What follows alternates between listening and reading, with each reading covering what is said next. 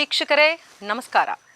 ಬೆಂಗಳೂರು ದೂರದರ್ಶನ ಕೇಂದ್ರದ ಪ್ರಾದೇಶಿಕ ಸುದ್ದಿ ವಿಭಾಗ ಪ್ರಸ್ತುತಪಡಿಸುವ ವಿಚಾರಪೂರ್ಣ, ಪ್ರೇರಣಾತ್ಮಕ, ಸ್ಫೂರ್ತಿದಾಯಕ ಹಾಗೂ ಸಕಾಲಿಕ ವಸ್ತು ವಿಷಯಗಳನ್ನೊಳಗೊಂಡ ಮಾಸಿಕ ವಾರ್ತಾ ಸಂಚಯ ಸುದ್ದಿ ಸೌರಭದ 124ನೇ ಸಂಚಿಕೆಗೆ ತಮಗೆಲ್ಲರಿಗೂ ಆತ್ಮೀಯ ಸ್ವಾಗತ.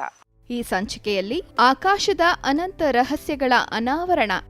ಕತ್ತೆತ್ತಿ ನೋಡಿದರೆ ಕಾಣುವ ನೀಲಾಕಾಶ, ಸೂರ್ಯ, ಚಂದ್ರ, ನಕ್ಷತ್ರಗಳ ಲೋಕವೇ ಒಂದು ವಿಸ್ಮಯ.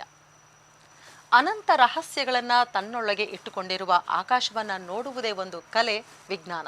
ಹೀಗಾಗಿಯೇ ಖಗೋಳದ ಅಮೂಲ್ಯ ಮಾಹಿತಿಯ ಸಿಂಚನವನ್ನು ಬೆಂಗಳೂರಿನ ಆಸ್ಟ್ರೋನಾಮಿಕಲ್ ಸೊಸೈಟಿ ಮಾಡುತ್ತಿದೆ. ಬನ್ನಿ ನಾವು ಕೂಡ ಈ ವಿಸ್ಮಯವನ್ನು ಅನ್ವೇಷಿಸೋಣ.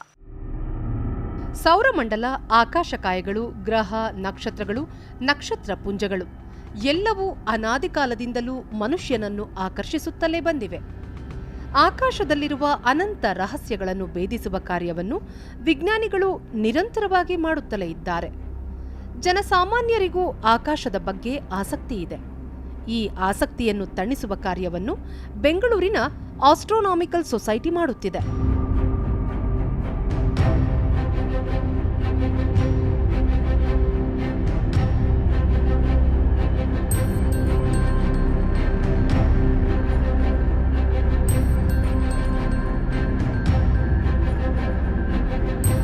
ಖಗೋಳ ವಿಜ್ಞಾನದ ವಿಸ್ಮಯಗಳನ್ನು ಕೇವಲ ಪುಸ್ತಕಗಳಲ್ಲಿ ಓದಿ, ಚಿತ್ರ ನೋಡಿ ಕಲಿಯುವುದಕ್ಕಿಂತ ದೂರಬೀನು, ದೂರದರ್ಶಕಗಳ ಮೂಲಕ ಪ್ರತ್ಯಕ್ಷವಾಗಿ ನೋಡಿ ತಿಳಿದಾಗ ಮೂಡುವ ಆಸಕ್ತಿ, ಅರಿಯುವ ವಿಷಯಗಳೇ ಬೇರೆ. ನಕ್ಷತ್ರ, ನಕ್ಷತ್ರಪುಂಜ, ಗ್ರಹಗಳನ್ನು ನೋಡುವುದು ಹೇಗೆ, ಚಿತ್ರಗಳನ್ನು ಸೆರೆ ಹಿಡಿಯುವುದು ಹೇಗೆ ಎಂಬ ಅನುಭವ ಇಲ್ಲಿ ಆಸಕ್ತರಿಗೆ ಆಗುತ್ತದೆ.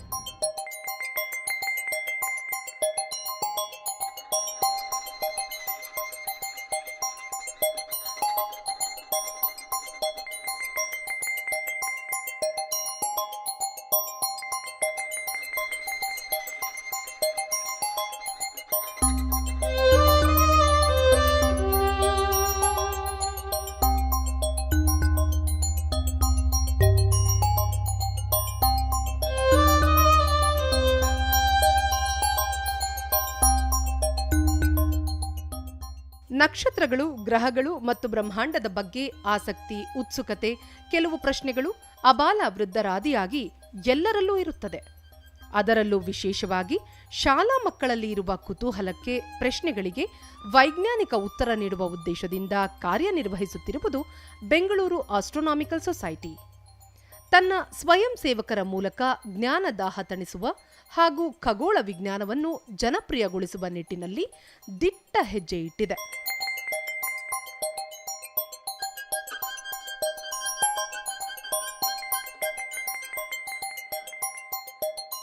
We are a non-profit organization and we have been active since 2006. So we try to take our telescopes to villages and many different schools all over Karnataka and try to do stargazing sessions and other activities. So typically our program will have a day-long program with a lot of activities for kids, and in the night we will also have stargazing session. So we show them all the planets in the sky and also many galaxies and nebulae as well. And we have been doing this in many different schools very regularly for more than 20 years. ತಮ್ಮ ಸಂಸ್ಥೆಗೆ ಬರುವ ಮಕ್ಕಳಿಗೆ, ಆಸಕ್ತರಿಗೆ ಖಗೋಳ ಮಾಹಿತಿ ನೀಡುವುದರ ಜೊತೆಗೆ ಗ್ರಾಮೀಣ ಪ್ರದೇಶಗಳ ಶಾಲೆಗಳಿಗೆ ದೂರದರ್ಶಕಗಳನ್ನು ತೆಗೆದುಕೊಂಡು ಹೋಗಿ ವಿದ್ಯಾರ್ಥಿಗಳಿಗೆ ನೇರವಾಗಿ ಆಕಾಶ ವೀಕ್ಷಣೆಯ ಅನುಭವ ನೀಡುವುದು ಸಂಸ್ಥೆಯ ಪ್ರಮುಖ ಕಾರ್ಯವಾಗಿದೆ. Started this in 2006. So back then none of us had telescopes.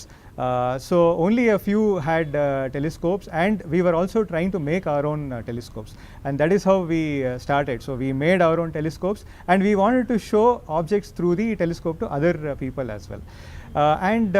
There are a lot of people who are actually interested in this, but they have no exposure.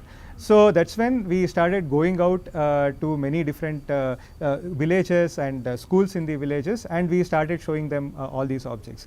Bengaluru astronomical society ದಿನಪೂರ್ತಿ ನಡೆಸುವ ಈ ಕಾರ್ಯಕ್ರಮಗಳಲ್ಲಿ ಖಗೋಳ ವಿಜ್ಞಾನದ ಕುರಿತು ಉಪನ್ಯಾಸಗಳು, ಪ್ರಾಯೋಗಿಕ ಚಟುವಟಿಕೆಗಳು ಹಾಗೂ ರಾತ್ರಿ ವೇಳೆ ನಕ್ಷತ್ರ ಶೋಧ ಪ್ರಾತ್ಯಕ್ಷಿಕೆಗಳು ವಿದ್ಯಾರ್ಥಿಗಳಲ್ಲಿ ವಿಜ್ಞಾನದ ಬಗ್ಗೆ, ಅದರಲ್ಲೂ ಖಗೋಳದ ಬಗ್ಗೆ ಆಸಕ್ತಿ ಹೆಚ್ಚಿಸುತ್ತಿದೆ.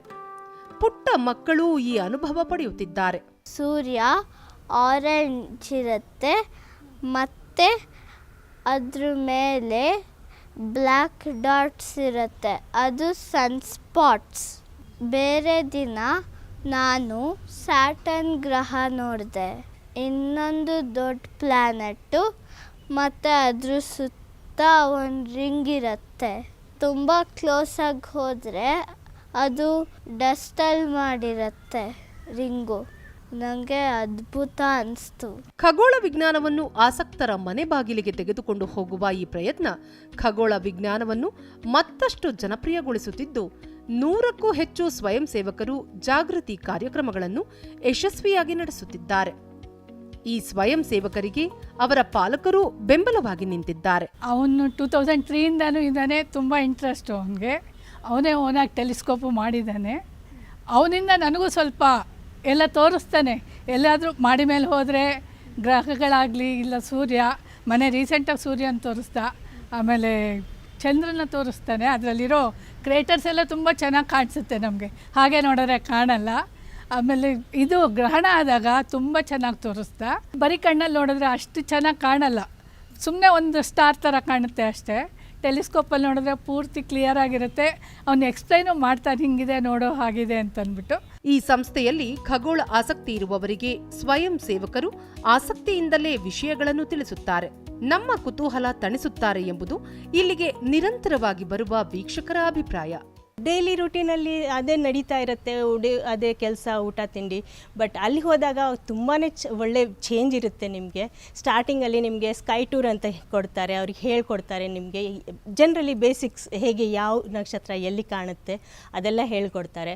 ಆಮೇಲೆ ಕತ್ಲೆ ಆದಾಗ ನೀವು ತಲೆ ಎತ್ತು ನೋಡಿದಾಗ ಅಲ್ಲ ಆಕಾಶದಲ್ಲಿ ಎಷ್ಟೋ ಒಂಥರ ಮುತ್ತಿನ ಹಾಗೆ ನಿಮಗೆ ಸ್ಟಾರ್ಸ್ ಕಾಣುತ್ತೆ. ಅದು ಒಂಥರ ತುಂಬ ಹೋಗಿರುತ್ತೆ. ಇಲ್ಲಾಂದರೆ ಹುಡುಕೋಬೇಕಾಗುತ್ತೆ ಸಿಟಿನಲ್ಲಿ ನಾವು ಎಲ್ಲಿ ಅಂತ. ಬಟ್ ಅಲ್ಲಿ ಹೋದಾಗ ಎಲ್ಲ ಕಡೆ ಬರೀ ನಕ್ಷತ್ರಗಳೇ ಕಾಣುತ್ತೆ, ತುಂಬಾ ಖುಷಿ ಆಗುತ್ತೆ.